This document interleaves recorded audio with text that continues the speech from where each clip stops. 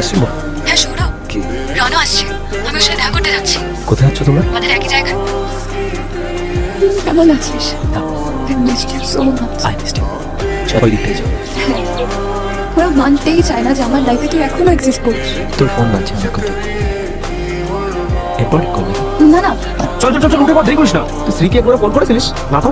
আরে তখন থেকে ফোন করছি, ফোনই করতে। তুই রিসিভ কর না করলি।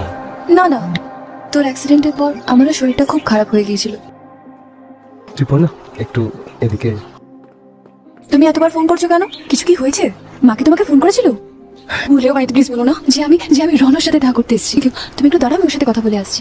শ্রী, সৌরভ, হ্যাঁ? আজকেও কিছু একই গল্প? ওই জন্যই ওখানেও একা বসে আছে না? তুই একদিন ঠান্ডা মাথায় বোঝাতে পারিস তো এই রণ ব্যক্তিটি আর বেঁচে নেই। যে কোনো রকমের শখ পায় তাহলে ওকে আর কোনোদিনই ফিরে পাওয়া যাবে না। আবার শখ পেলে ওর ব্রেন পুরোপুরি কোল্যাপস করে যাবে। তাই আমার কাছে এখন একটাই রাস্তা, ওর জন্য